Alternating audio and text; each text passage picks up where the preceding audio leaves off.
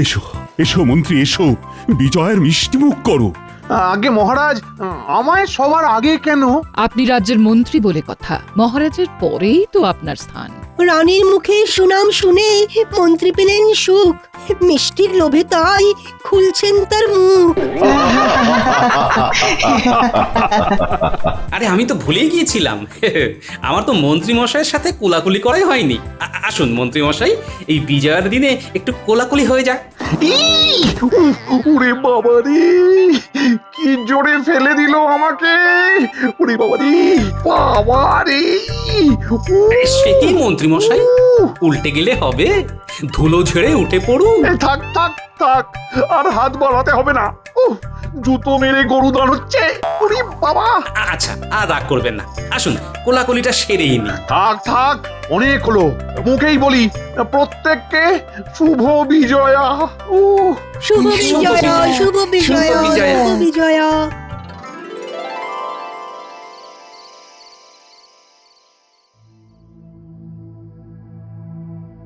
কি গো গিন্নি, তোমার মুখটা এমন ভার ভার কেন? ভালো লাগছে না। হ্যাঁ, ও বুঝেছি, পুজোতে মেয়েটা এবারে এখানে আসতে পারেনি বলে, তাই না? 3 মাস হয়ে গেল মেয়েটাকে দেখিনি। হ্যাঁ আর চিন্তা করো না, তোমায় তো চিঠিতে লিখেছে বিজয়ের পরেও আসছে। হ্যাঁ, কিন্তু কবে যে আসবে? তবে মেয়ে একা এলেই ভালো, জামাইটা এলেই যত ঝুঁকি। অমন করে বলো না, হিরে টুকরো জামাই আমার। সে কিসের টুকরো তা তো কেবল আমি জানি গিন্নি। যাকে খেতে দাও, খেতে দাও। হ্যাঁ হ্যাঁ দি, এই অনেক রাত হলো, দিদি।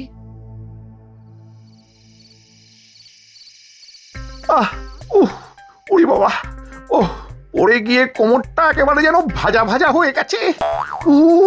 কি ব্যথা গো!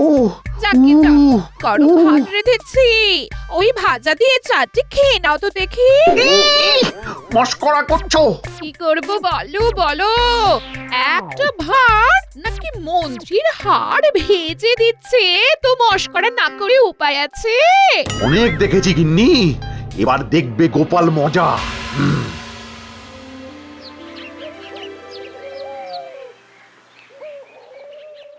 আমাদের ভোজন পর্ব তাহলে কবে শুরু হচ্ছে? আরে আরে হবে হবে, খাওয়া দাওয়া আনন্দ সবই হবে, তবে তার আগে যে আসন্ন লক্ষ্মী পুজো আছে সে কথা সকলে ভুলে গেলে নাকি? না না, সে কি করে ভুলবো মহারাজ, রাজবাড়ির গোবিন্দভোগ চাল, সোনামুগ ডালের গরম ধোঁয়া ওঠা খিচুড়ি, সাথে ওই 5 মেশালি সবজির লাবড়া। এতেই জিভে জল, সাথে পাঁপড় আর তেঁতুলের অম্বল। দেখো, বাড়িতে তো যেমন প্রতি বছর লক্ষ্মী পুজো হয়, এবারেও ঠিক তেমন ভাবেই হবে, কিন্তু এবারে আমি অন্য কিছু চাই। কি চান মহারাজ? আমি চাই তোমরা প্রত্যেকে এবার ঘরে ঘরে লক্ষ্মী পুজো করো। ওরে বাবা, দুর্গা পূজায় কাপড় জামা কিনে ট্যাগ একেবারে ফাঁকা। তাতে কি হয়েছে? জমানো পয়সায় জমিয়ে পুজো করবে। তুমি যা কিপটে, তাতে তোমার জমানো অনেক আছে। শোনো, যার বাড়ির পুজো সবচেয়ে অভিনব হবে তাকে আমি পুরস্কার স্বরূপ 2000 মোহর দেব। তাহলে তো কোনো কথাই নেই। আমিও তাহলে এবার পুজো করব।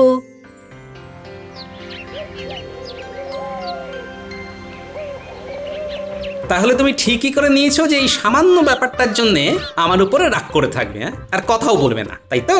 ঠিক, এটা একটা খুবই সামান্য ব্যাপার, তাও তুমি এমন কিপটে যে আমার ইচ্ছেটার মূল্যই দিতে চাইছো না। গিন্নি, আমি শুধু এটাই বলতে চাইছি যে পুজোতে তো অনেক খরচ হয়েছে, তাই লক্ষ্মী পুজোটা এবারে না করে সামনের বার থেকে করো। মাকে আমি স্বপ্নে দেখেছি, তাও তুমি অমন কথা বলছো? একটু নমনম করেও কি তুমি পুজোটা করতে পারবে না? গিন্নি, পুজো করতে হলে নমনামো কেন, ভালো করেই করবে। তবে এবারে যেহেতু ভেবেছি ঘরটাকে আর একটু বাড়াবো, তাই বলছিলাম সামনের বার থেকে পুজো করার কথা, কারণ সামনের বার এই বিপুল পরিমাণ খরচাটা হবে না। বুঝেছি বুঝেছি, তুমি হলে হাড় কিপটে একটা লোক, তোমাকে বলার থেকে কিছু না বলাই ভালো। হ্যাঁ, কি হলো এবার? ওদিকে মহারাজ, এদিকে গিন্নি, সবাই একসাথে লক্ষ্মী দেবীকে নিয়ে পড়লো কেন রে বাবা? উফ!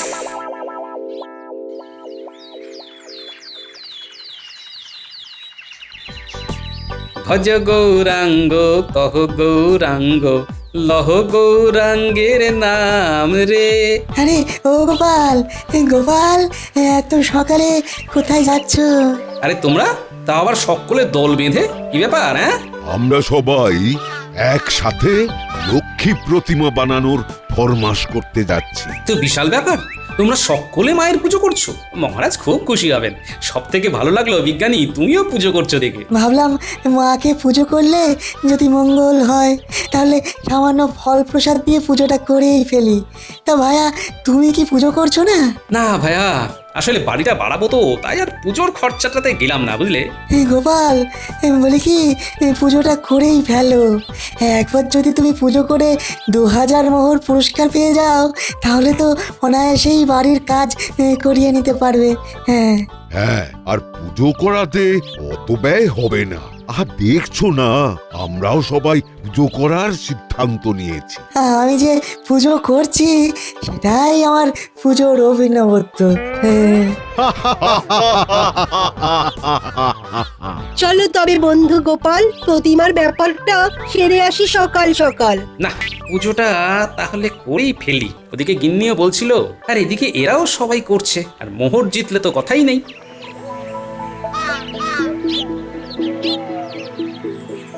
আমায় একটা মাঝারি ধরনের লক্ষ্মী প্রতিমা গড়ে দিতে হবে, তোমার ওই বাম দিকের মাঝারি আয়তনের প্রতিমাটির মতো। মুখটা ওই রকম আদলেরই চাইছেন তো? হ্যাঁ হ্যাঁ, বলছি কত মোহর দেখো, আবার বেশি বলো না, যেন কম করে বলো। 100 মোহর, এর চেয়ে কম হবে না। আমায় দেখাও তো দেখি বেশ বড় সড়ো আদলের সুন্দর প্রতিমা, যেটিকে দেখে হবে আমার নিজেরই গরিমা। বেশ, তবে এই দেখুন, কম হবে না একদর, তাই গুনে গুনে দিন 500টি মোহর। হ্যাঁ, আমাকে দেখাও একদম ছোট্ট প্রতিমা, মোটামুটি 50টি মোহরের মধ্যে। তবে এই দেখুন, একদম ছোট্ট প্রতিমা, 60 মোহর। আমাকে দেখাও তো তোমার হাতে গড়া লক্ষ্মী দেবীর একদম সেরা মূর্তি, সেই আদলেই আমি বানাতে দেবো আমার দেবী মূর্তি। এইবারে গোপালের কি ফুর্তি। ও সাবাস সাবাস গোপাল। সাবাস গোপাল সাবাস। তোমরা যখন উৎসাহ দিলে, ওদিকে গিন্নিও যখন আবদার জুড়েছে, তখন ভাবলাম করছি যখন একদম ঘটা করেই করি। করো করো, ওদিকে খবর পেয়েছি মন্ত্রীও উঠে পড়ে লেগেছে। এই দেখুন, এইটাই হলো আমার হাতে করা মায়ের সেরা আদল, মূল্য হলো 800 মোহর। আহা আহা, কি কি অপূর্ব মূর্তি, দেখে দেখে চোখ জুড়িয়ে যায়। সত্যি তাই? আচ্ছা, একদম হুবহু এই আদলেই বানিও, কেমন? আমি বরং তোমায় 700 মোহর অগ্রিম দিয়ে যাচ্ছি, আর 100 মোহর প্রতিমা বাড়িতে পৌঁছানোর পর দেবো। আচ্ছা দাদা।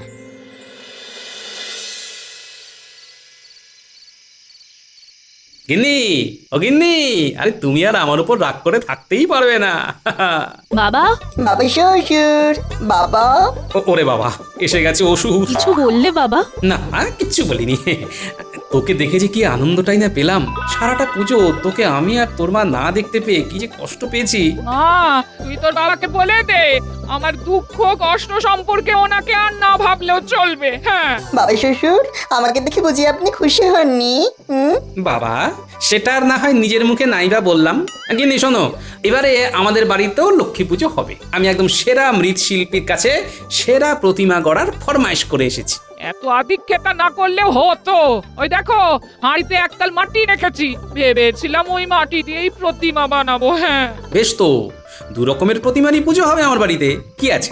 তাছাড়া মহারাজ বলেছেন আমাদের সকল সভাসদকে পুজো করতে। তার ভিতরে যে সভাসদের পুজোর মধ্যে উনি নতুনত্ব খুঁজে পাবেন, তাকে তিনি 2000 মোহর পুরস্কার দেবেন। গিন্নি, বাবা, কার কাছে ঠাকুর বানাতে দিলে? নিতাই শিল্পীর কাছে রে মা, কৃষ্ণনগরের সেরা মৃৎশিল্পী। বাবা, আমার না খিদে পেয়েছে, কিছু তেলে ভাজা আনার না। বাবা, তুমিও তো এ বাড়ির জামাই, তাই বুড়ো শ্বশুরটাকে না খাটিয়ে তুমি নিজে গিয়েও তো তেলে ভাজা এনে আমাদের সকলকে খাওয়াতে পারো। নিজেকে এত দূর বয়ে আনলাম হলো না, আবার এখন তেলে ভাজা বয়ে আনতে হবে? ধুর, ভালো লাগে না। শুভ বিজয়া বাবা, এসো প্রণাম করি। আয় আয়, বুকে আয় মা, বুকে আয়। এই তেলে ভাজা আনতে গিয়ে কত দেরি হয়ে গেল, রাত হয়ে গেল। বাবা, হাট কি কম দূর? গিন্নি, ও গিন্নি, দরজা খোলো, আর দাঁড়াতে পারি না, আরে মাথা ঘুরছে গো, খোলো খোলো, দরজা খোলো গিন্নি। এই ওই লোকটা তো পড়ে যাচ্ছে দেখছি, মা যাই শিগগিরই ধরি। গিন্নি, তাড়াতাড়ি এসো, মাথা ঘুরে পড়ে যাচ্ছে গিন্নি। না না, আপনি পড়েননি, আমি ধরে নিয়েছি, ভয় নেই। এই কে বাবা তুমি? কে? আরে আরে, চেনা চেনা লাগছে তোমায়, তুমি কি? আরে মন্ত্রী মশাই, আসলে অন্ধকারে বুঝিনি, চেনা তো লাগবেই। আমি হলাম গোপালের জামাই। আসলে হাটের দিকে তেলে ভাজা কিনতে গিয়েছিলাম তো, এদিককার দোকানে পাইনি। ও ও, তাই বলি, তুমি ওই হতচ্ছাড়াটার জামাই। আমি গিয়েছিলাম বৈদ্যর বাড়িতে, তোমার শ্বশুর মশাই আমায় এমন ধাক্কা দিয়েছে যে সারা গায়ে পড়ে যাওয়ার ফলে অসহ্য ব্যথাও হয়েছে গো, অসহ্য ব্যথা। কি আর বলি, বাবা শ্বশুরটা ওরকমই। দেখুন না, আমি জামাই, এদিকে আমাকেই কিনা দোকানে পাঠিয়েছে। কি অবস্থা বলুন তো? ও, তা কতদিন আছো এখানে? শুনলাম বাবা শ্বশুর লক্ষ্মী পুজো করবেন, তাই ভাবছি কম করে মাসখানেক। কি কি বললে? গোপাল পুজো করবি? তাই কি শুনলাম, ঠাকুরও করতে দিয়ে এসেছেন। এই দাঁড়াও দাঁড়াও দাঁড়াও, ব্যাপারটা জানতে হবে আমায়। তবে তবে এখন হবে না, রাত হয়ে গিয়েছে। কালকে একবার সময় করে সকালের দিকে আমার বাড়ি এসো, বুঝলে? তোমার শ্বশুরকে জব্দ করব। হ্যাঁ, ওনাকে জব্দ করতে আমি এক পায়ে রাজি। চলে আসবো। তা আপনি এখন ঠিক আছেন তো? হ্যাঁ হ্যাঁ, এখন এখন ঠিক আছি। ও, তখন তখন একটু মাথাটা ঘুরে গেছিল। এখন এখন যাও, হ্যাঁ, কালকে দেখা হচ্ছে তাহলে। হ্যাঁ, কালকে। তাহলে বাবা, তুমি বলছো নিতাই পোটোর হাতে গড়া প্রতিমাই সেরা? হ্যাঁ মা, আমার যে কি আনন্দ হচ্ছে। আমার ঘরে লক্ষ্মী পুজোর সময় জীবন্ত এবং মাটির 2 প্রতিমাই থাকবে, আর তার সাথে তোর মা মানে আমার সংসারের অন্নপূর্ণা উপস্থিত থাকবে। আর বাবা, আপনি আপনার বাবার জীবনের কথা বেমালুম ভুলে গেলেন। ও, তুমি এসে গেছো? তা এত দেরি হলো কেন বাবা? হাটে গিয়েছিলাম, এখানকার দোকানে তেল ভাজা পাইনি যে। আহা বাছা, এই খুব কষ্ট হলো বলো। আহারে, তাই একটু হলো বই কি শাশুড়িমা, তবে ভালো মন্দ পেটে পড়লে সব ক্লান্তি জুড়িয়ে যাবে।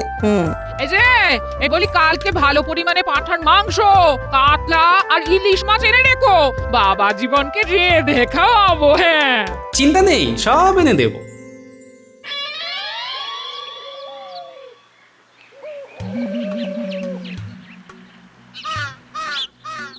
মন্ত্রীমশাই, ও মন্ত্রীমশাই, বাড়ি আছেন?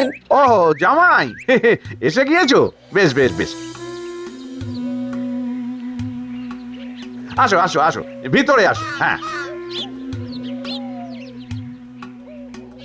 হ্যাঁ, বলো বলো, কি খবর বলো। আগে বাবা শ্বশুর পুজো করছেন, আর নিতাই নামে কোন এক পটো আছে নাকি এই গ্রামে, তার কাছে ঠাকুর করার ফরমাইশ করে এসেছেন। নিতাই পোটোর কাছে? সে কি?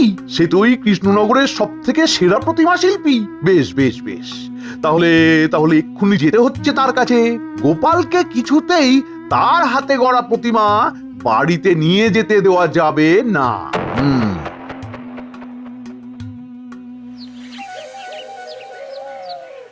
নিতাই, ও নিতাই, দোকানে আছো নাকি? নিতাই। আগে কে? ও মন্ত্রী মশাই, আপনি এখন এখানে যে, কি ব্যাপার? ভনিতা না করে সোজা কথায় আসি। গোপাল কোন লক্ষ্মী প্রতিমা নির্বাচন করেছে, আর সেটির দক্ষিণা কত? আগে গোপাল দাদা এই প্রতিমার আদলে মূর্তি করার আদেশ দিয়ে গেছেন। এইটির দক্ষিণা হলো 800 মোহর, উনি 700 মোহর অগ্রিম দিয়ে গেছেন। বেশ বেশ বেশ, আমি তাহলে আরো 50 মোহর অতিরিক্ত দিচ্ছি, ঠিক আছে? নতুন প্রতিমা গড়া হলে সেইটা যেন গোপালের বাড়ির বদলে আমার বাড়ি পৌঁছায়, কেমন? না না না, এই অন্যায় আমি করতে পারবো না। না, অত কথা আমি শুনতে চাই না নিতাই। তুমি যদি নিজের 12টা না বাজাতে চাও, তাহলে আমার কথা মতো কাজ করো। মনে রেখো, বাঙালির পুজো কিন্তু সারা বছর লেগেই থাকে। বুঝে গেছি বুঝে গেছি, প্রতিমা সম্পূর্ণরূপে তৈরি হলে আপনার বাড়িতেই পৌঁছে যাবে মন্ত্রী মশাই। এই নাও মোহরের থলি। আজ তাহলে আসি। আমিও তাহলে আসি মন্ত্রী মশাই, সন্ধ্যায় দেখা হবে। এখন একটু শ্বশুর বাড়িতে গিয়ে কচি পাঠার ঝোল খাই। দাদু, তোমার সাথে শহরে গিয়ে বেশ ভালোই লাগলো। শহরে গেলে কত বড় বড় বাড়ি গাড়ি দেখতে পাওয়া যায়। হ্যাঁ, ওই জন্যই তো তোদের নিয়ে গেলাম। এই গুলটে, এখনো তো হাতে একটু সময় আছে। ওই গাছের পিছনে ফাঁকা জায়গায় একটু খেলে তারপরে বাড়ি ফিরবি। বেশ তো, চলো তাহলে। ও দাদু, তুমি বরং বাড়ি যাও, আমরা সময় মতো চলে যাব। শোনো, ভয় পেও না, তোমার এই শ্বশুর গুলটে, ও দাদু, ওই দেখো গাছের তলায় কারা কথা বলছে। আরে আমার জামাই তো ওটা। ও বাবা, এই যে দেখছি মন্ত্রীর সাথে ঘাড় নাড়িয়ে নাড়িয়ে কথা বলছে। ব্যাপারটা সুবিধের নয়, কারণ জামাইটা আমার ভালো নয়, তার উপরে আবার মন্ত্রীর সাথে কথা বলছে দেখছি। তোরা শিগগির গিয়ে আড়ি পেতে শোন কি বলছে ওরা। আমি বাড়ি যাচ্ছি, এখানে আমার না দাঁড়ানোই ভালো, বুঝলি? তাছাড়া গোপালের জন্য পোটোর হাতে গড়া প্রতিমাটা তো আর আমি এখানে রাখবো না, বাইরে বিক্রি করে দেব। তারপরে যা মোহর পাবো তার থেকে তোমাকেও ভাগ দেব। কিন্তু পটু যদি বলে দেয় বাবা শ্বশুরকে যে আমি আপনার সাথে গিয়ে তাকে হুমকি দিয়ে এসেছি। জামাই, এত সাহস পোটোর নেই। আমি বটা ঘটাকে দিয়ে পোটোর ঝাঁপ ফেলিয়ে দেব। লক্ষ্মী পুজো না কাটা পর্যন্ত কেউ ওর টিকিটাও খুঁজে পাবে না। তুমি কিচ্ছু চিন্তা করো না জামাই, নিশ্চিন্তে থাকো, কেমন? বাবা শ্বশুরের পছন্দ করার প্রতিমা তাহলে পুজোর আগেই গায়েব হয়ে যাচ্ছে। একদম। কি বদমাইশ জামাই রে বাবা। দাদু, দিদা, এই তো, আয় আয় আয়, কি শুনলি বল। দাদু, তুমি যে পটর কাজে লক্ষ্মী প্রতিমা করতে দিয়েছিলে, সেই পটকে হাত করে মন্ত্রী মশাই ওই প্রতিমা নিজে কিনে নিয়েছে। আরে এই কাজে মন্ত্রী মশাইকে সঙ্গ দিয়েছে তোমাদের জামাই। পটকে যাতে তুমি কে না পাকড়াও করতে পারো, তাই এই কদিন তাকে কোথাও একটা লুকিয়ে রাখবে মন্ত্রী মশাই। প্রতিমা গড়ার কাজ সম্পন্ন হলে সেই প্রতিমাটাকে ওরা কোথায় যেন বিক্রি করে দেবে। তারপর যা মোহর পাবে তার নিজেদের ভিতরে ভাগ করে নেবে। ছি ছি ছি ছি ছি ছি ছি ছি, এই মন্ত্রী মশাই ঠাকুর দেবতা নিয়েও এমন ছেলে মানুষই করতে পারে? একা মন্ত্রী মশাইকে দোষারোপ করো না, নিজের গুণধর জামাইয়ের কুকীর্তিটাও তো শুনলে। ঘর শত্রু বিভীষণ দেখছি। যাক, তা তোমার চোখ খুলেছে দেখছি। আমার 700খানা মোহর পুরো জলে গেল। ভাগ্যিস গিন্নি তুমি বাড়িতেও একটা প্রতিমা বানিয়েছো। সেইটা দিয়েই না হয় পুজো হয়ে যাবে, কিন্তু নতুনত্ব কিছু এখন কি করে করবে? আসল প্রতিমাটাই তো গায়েব হয়ে যাবে।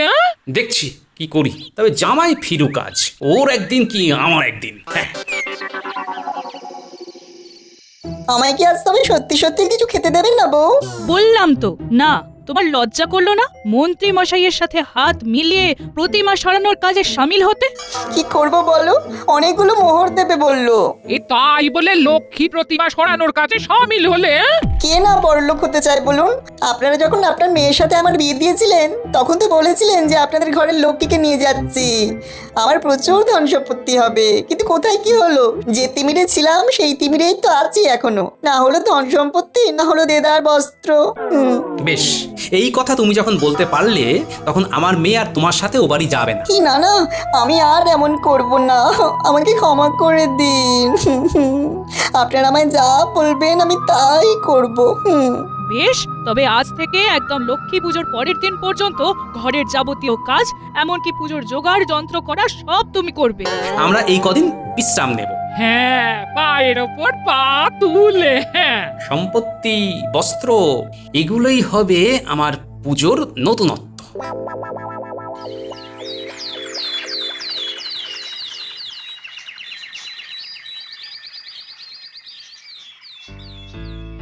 বাহ বাহ মন্ত্রী মশাই, অপূর্ব হয়েছে আপনার লক্ষ্মী প্রতিমা। খিচুড়িটাও অসাধারণ।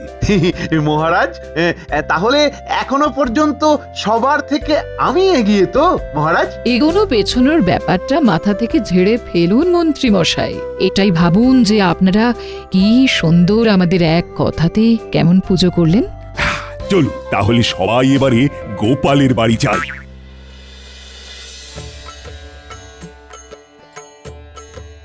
আসুন আসুন মহারাজ, রানীমা আসুন। বাহ, কি সুন্দর ছোট্ট লক্ষ্মী দেবীর মূর্তি তো গোপাল।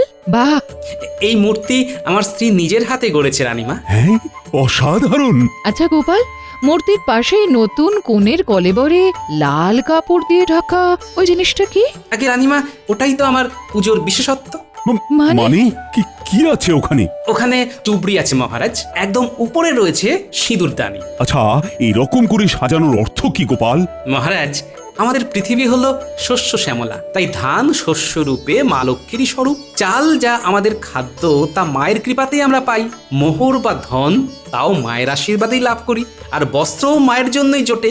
সুতরাং মায়ের পুজোতে তাই আমাদের জীবনের এই 4টে অপরিহার্য জিনিসকে আমি একসাথে সাজিয়ে রেখেছি মহারাজ। অপূর্ব অপূর্ব অপূর্ব!